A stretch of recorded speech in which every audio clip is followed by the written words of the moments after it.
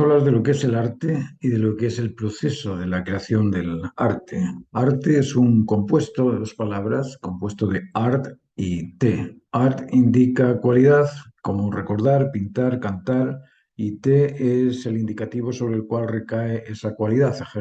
Ejemplo, recordarte, pintarte, cantarte.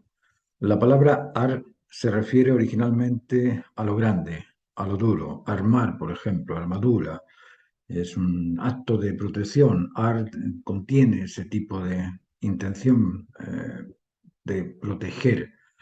Arrojar, por ejemplo, lanzar lejos. Arder, el máximo calor. Archivar, guardar mucho, guardarlo todo. Armazón, conecta mucho. El aspecto cuantitativo o cualitativo de las cosas se asoció originalmente con estas dos palabras, como arcángel, lo más alto espiritualmente hablando, el arca de la alianza, son las máximas leyes de Noé, de Moisés, el arca de Noé también, el Salvador, o el Ártico, que es la posición más alta de la Tierra. Arte es el producto del artista o del artesano, y el artista expresa sus ideas mediante objetos de calidad que le satisfacen y que se ajustan al ideario que éste propone. La indicación de lo más alto o ártico o de la mejor calidad, como lo que hablamos del Arca de la Alianza, o de la protección o producción protegida del mar, son cualidades originarias del arte y del artista. Por eso pretende objetos de calidad, de comunicación y de armonía. Calidad en los materiales, comunicación en cuanto al aspecto lectivo que se comunica al otro y la armonía de los colores o la armonía que establece también entre el creador y el apreciador. Algunas cosas son necesarias de entender para mejorar la calidad, la comunicación y la armonía en el arte. La primera de ellas es que todo acto se debe y justifica en la razón que lo declara necesario. Esto es muy importante. Esta frase es categórica. Todo acto se debe y justifica en la razón que lo declara necesario. Es decir, el qué es producto de un porqué y de un para qué. Esta frase indica que todo acto se debe a una necesidad originaria y su existencia se justifica en dicha necesidad, de donde se deduce que todo acto es producto resultante de una pretensión intencional particular y con una finalidad específica, la de satisfacer dicha necesidad. Como os digo, esto que estoy hablando es bastante profundo e interesante de comprender.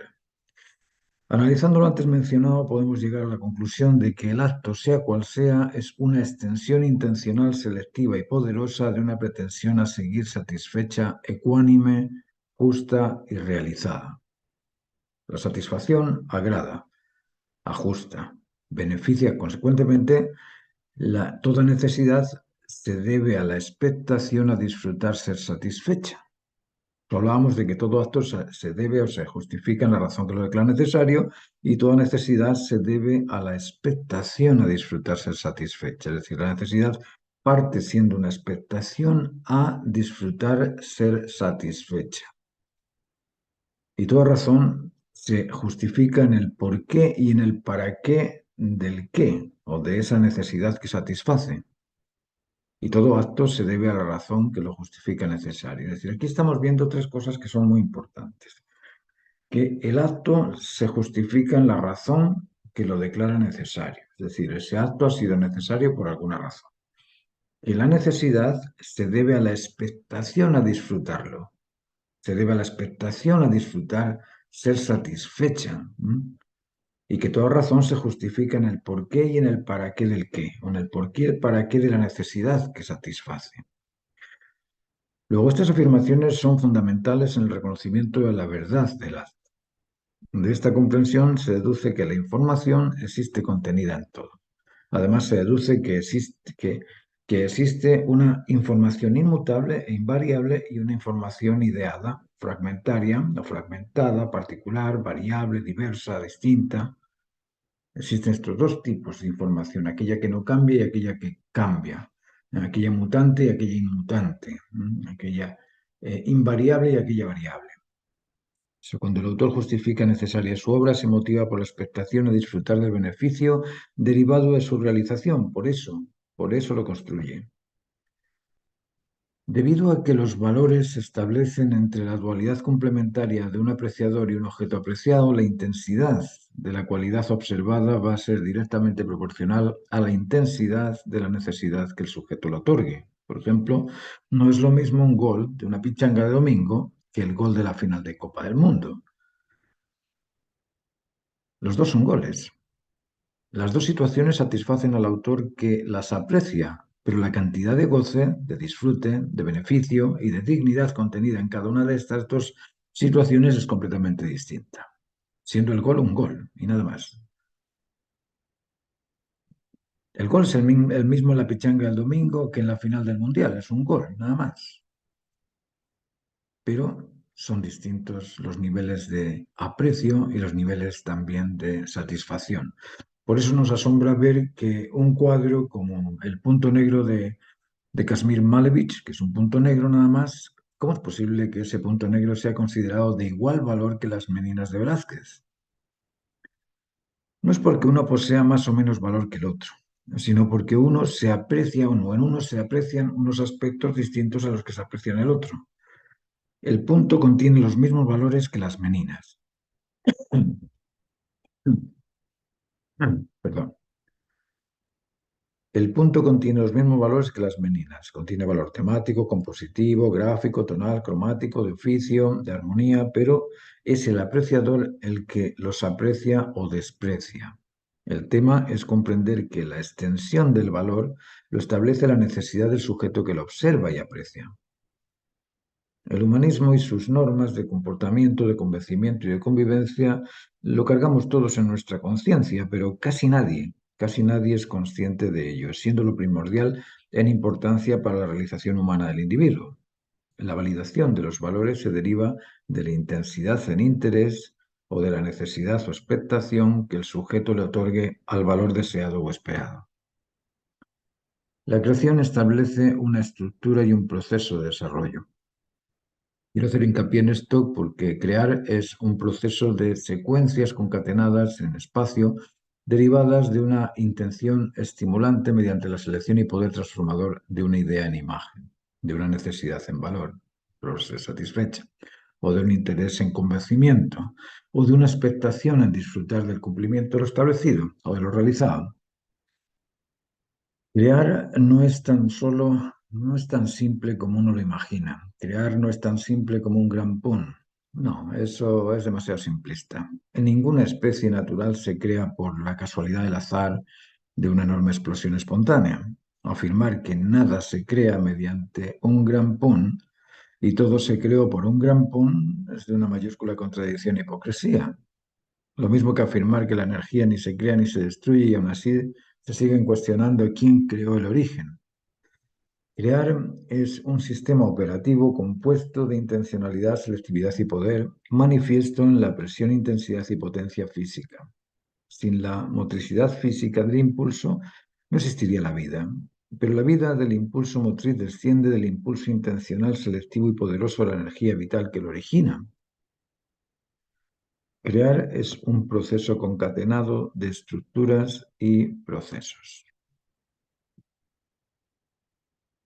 La creación se establece entre universos paralelos. Entre el universo de lo establecido, el valor estimulante del proceso en el universo de lo creado y finalmente vuelve al universo de lo establecido en la satisfacción de lo realizado. Es decir, vamos a ver esto. Tenemos el universo paralelo de lo establecido. En ese universo paralelo establecido se establece la necesidad. Establece la necesidad, el interés o la expectación por algo. Vale, en base a esa necesidad, a ese interés, a esa expectación, nosotros empezamos a crear ese algo y se produce el cumplimiento, la realización del convencimiento o de la satisfacción del origen inicial de todo el proceso. Y después se realiza el proceso, se realiza el objeto y al realizarse ese objeto necesario se satisface o interesa o se cumple con aquello que se debía hacer y se disfruta. Se convence o se satisface la necesidad originaria y eso es un valor establecido. Es decir, nosotros partimos de la necesidad, que es un valor también, porque necesitamos llenarlo, satisfacerlo con algo, Mediante el proceso de desarrollo de la satisfacción lo establecemos, nos satisfacemos, disfrutamos de ello y ahí estamos en otro universo paralelo. El universo paralelo de lo establecido como necesidad y el universo paralelo de la creación, de realizarlo, y volvemos de nuevo al universo paralelo establecido al satisfacernos. Pero el universo de las ideas y el universo de las imágenes son dos en uno e indivisibles durante el periodo de la realización de la intención originaria. Las imágenes pueden destruirse y terminar, pero la idea no termina. Pertenece al universo paralelo de lo establecido. Lo establecido no es fuerza, es energía, y la energía no se termina. Crear es un ejercicio compuesto por intención, ideas, estímulos, necesidad, expectación, interés, deseo, deber, obligación, motivación, voluntad, selección, energía. Todos estos aspectos que os acabo de contar, imaginaos, os he contado hartos, todos estos aspectos son del universo paralelo de lo establecido. Es decir, ninguna de estas cosas ni viven, ni crecen, ni mueren, no tienen masa, no tienen densidad. Son aspectos existentes en el ser porque no están, pero son. Y para crear se necesita movimiento, presión, intensidad, potencia, espacio, tiempo, recursos, ambiente físico, ambiente químico, sustancias, poder. Estos aspectos son del universo paralelo de la creación. Estos sí que están. Estos sí que están y son parte de la creación. Ambos universos interactúan en el proceso concatenado de la creación o de la transformación de la idea en imagen. La creación la percibe y establece un sujeto o autor, pero la necesidad puede originarse en él o puede ser un derivado del exterior del individuo. Por ejemplo, la necesidad de apagar un fuego surge frente al exterior y la necesidad de prender el fuego para cobijarse del frío surge del interior. El autor es un intermediario entre lo necesario y lo satisfecho, lo cumplido, lo interesante, el convencimiento, el conocimiento. Imagina por un momento un instante de tu vida. Se establece el hambre por carencia de alimento en tu cuerpo. Cualquiera diría o pensaría que el hambre lo tiene el individuo, pero no es así. Si te pregunto si eres un animal que solo se mueve por instinto, seguramente me dirás que no, que el instinto es solo un aspecto, ¿cierto? Bien, pues el hambre lo tiene ese aspecto. Y el hambre lo tiene el instinto de mantenimiento. Y el instinto alerta o alarma la falta de nutrientes en tu cuerpo. Y el instinto no eres tú, es solo una porción. Pero te entregas por completo a satisfacer el instinto, cuando en realidad tú quieres hacer otra cosa. ¿A qué voy con esto? A sensibilizarte en la apreciación de las necesidades, intereses o deseos.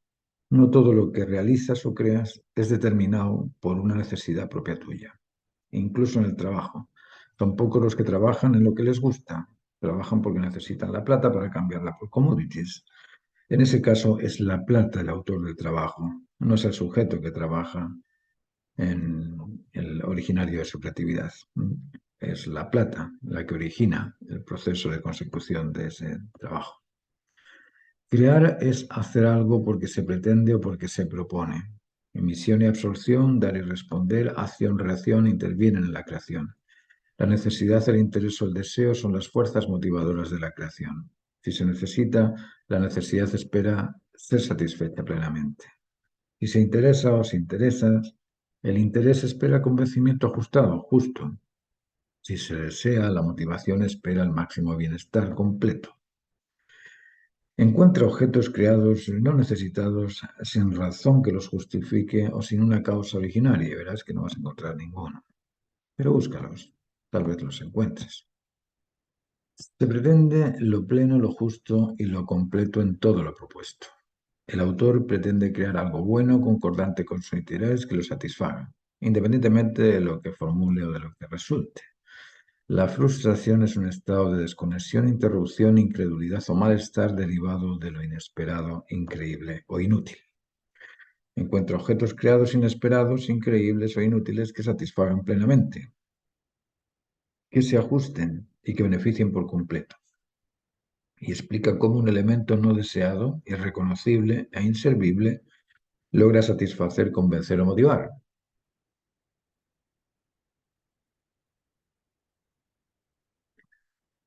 Todas estas cosas fueron pretendidas, ajustadas y cumplidas.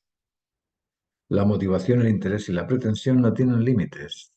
La motivación, el interés y la pretensión son un poder. El poder de la motivación es extenso e ilimitado, puede realizarlo todo. El poder del interés no tiene límites, puede comprenderlo todo. El poder de la pretensión es ilimitado, siente las necesidades máximas. Porque no tiene límites, lo que la reduce es el poder del individuo, de donde se deduce que el poder de un individuo, si es capaz de sentir las máximas necesidades, es superior a las máximas necesidades. Si es capaz de comprender las máximas razones, es superior al conocimiento máximo. Y si es capaz de realizar o cumplir el máximo deber, es superior a la máxima voluntad. Tenemos todos un poder ilimitado, un convencimiento de lo ajustado a la justicia y una sensibilidad capaz de sentir las necesidades universales. Eso lo tenemos todos y por eso podemos crear maquinarias como esta, ¿no? Si sumamos los aspectos unos con otros, la coordinación de aspectos sensibles, cognitivos y productivos transforma el poder en potencia y la potencia en poder. Potencia es esa capacidad para realizar una función. Potencia es fuerza y poder con el que se cuenta para realizar un trabajo. El poder y la potencia se derivan de la coordinación emocional, intelectual y motivante. Ejemplos en los deportes, ejemplos en la economía, ejemplos en la política, etcétera, etcétera. Aquí tenemos un producto de la coordinación y colaboración entre personas. Aquí tenemos otro, ¿no? Aquí tenemos otro también, o el mismo que hemos visto antes. Luego, poder y potencia, potencia y poder son dos aspectos importantes a comprender. El poder y la potencia, o la potencia y el poder son derivados consecutivos con la fuerza del actuar. A mayor cantidad de ofrecimientos, mayor cantidad de beneficio. A mayor cantidad de beneficio, mayor motivación para actuar. El máximo inyector del movimiento creativo es la esperanza del máximo bienestar. El máximo bienestar de la plástica proviene de la suma de los valores de que se compone. Valor temático, compositivo, gráfico, tonal, cromático, técnico y de armonía.